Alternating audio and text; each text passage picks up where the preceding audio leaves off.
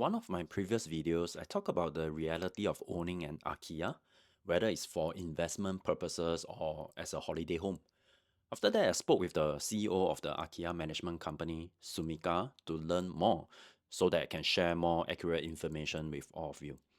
I asked him specifically about the actual cost of owning an Akiya in Japan. Because we often read in the news about free houses in Japan, but we all know that these houses come with costs. Not only that, the listed price can be very different from the actual total cost once everything is included. So in this video, I'm going to break down the different types of costs involved so that you can have a clearer picture. For this example, let's use a realistic model case, an Akiya price at around 5 million yen. All the costs I mentioned will be in Japanese yen, and I'll break this into two parts. The first part covers costs that apply to any normal house in Japan, whether it's an Akiya or not. The second part covers Akiya specific extra costs that are not clearly found online but were shared with me by Sumika. Please note that everything I'm sharing is a general estimate because the actual cost can vary a lot depending on location, building condition, accessibility, or whether the property is in a rural or urban area. First, let's talk about the upfront one-time costs. On top of the house price, the first cost you will pay is the brokerage fee. For properties priced below 8 million, the brokerage fee is typically around 330,000. This is a special fixed amount for lower value properties. For normal houses priced at, let's say, 20, 30 million, the brokerage fee is usually 3% of the price plus 60,000 yen. So why is the brokerage fee higher percentage-wise for low value houses? Because that is to encourage realtors to handle lower price transactions.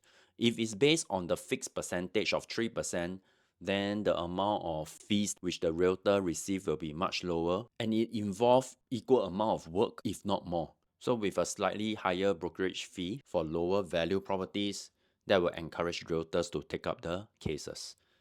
And these formulas are fixed by regulations, so there shouldn't be any variation. Next, you will pay registration and legal fees to the judicial scrivener to settle the legal paperwork, such as the registration of the land and property, which usually costs around 150 to 200,000. Then there's stamp tax, which is around 20,000. For the first year, property tax is prorated based on the fiscal year and handover date. So the first year property tax is usually slightly lower. When you add all of these together, the total upfront cost is around 500 to 600,000, which is about 10 to 12% on top of the house price. There is also another one-time cost that is not paid immediately but in the following year, the real estate acquisition tax. These typically cost another 100 to 150,000. So in total, you should expect about 12 to 15% extra in one-time costs beyond the purchase price. Next, let's talk about recurring cost.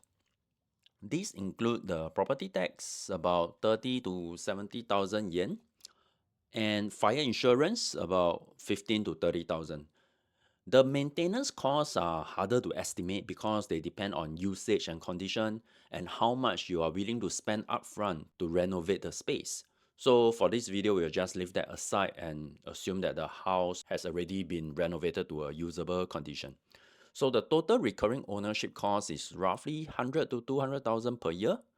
And if you live in the house, you of course have to pay for utilities. And for Akiya, utilities can be slightly higher, especially if you are using gas or kerosene heaters.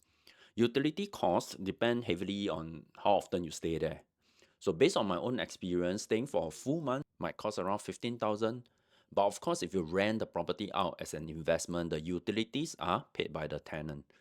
So far, all of these are standard costs of any normal house in Japan. Now, let's talk about Akiya specific costs.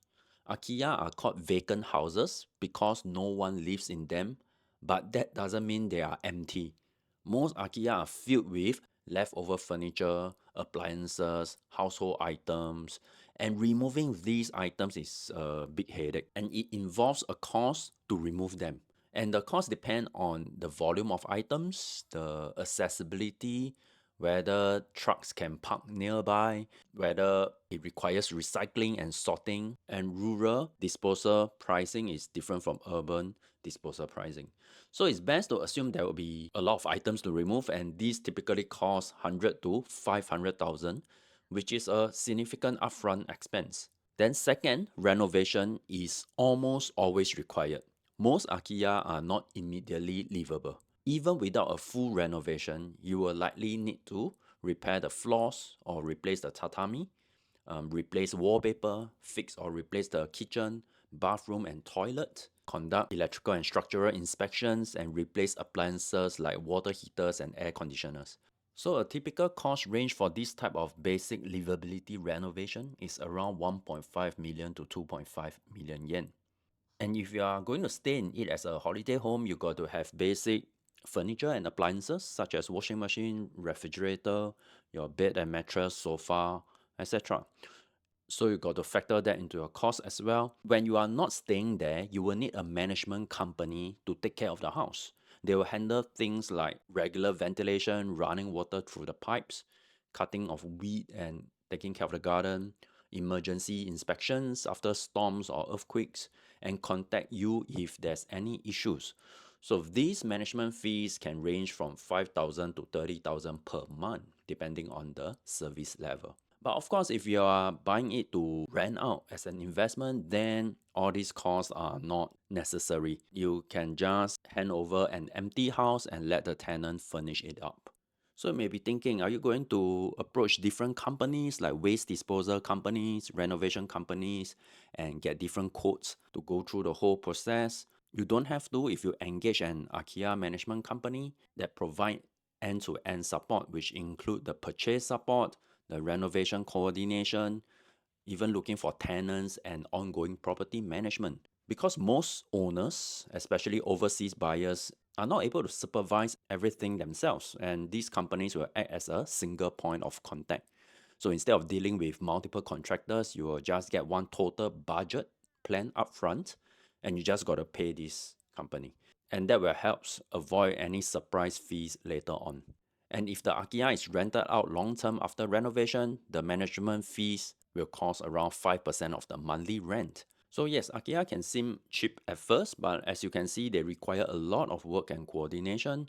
Even if you're comfortable with the budget, the upfront effort can be overwhelming, especially for foreigners who don't speak Japanese fluently or are not familiar with the local industry. So even my own realtor who helped me buy my current house told me upfront that he doesn't really deal with Akiya because of the amount of coordination involved. That's why I think companies like Sumika, which are Akiya focused and English friendly, provides a real value for those who are interested. You can check out their website via the link in the description below or fill up the inquiry form and they will get back to you. I hope this video is helpful. Thanks for watching and I will see you in the next one.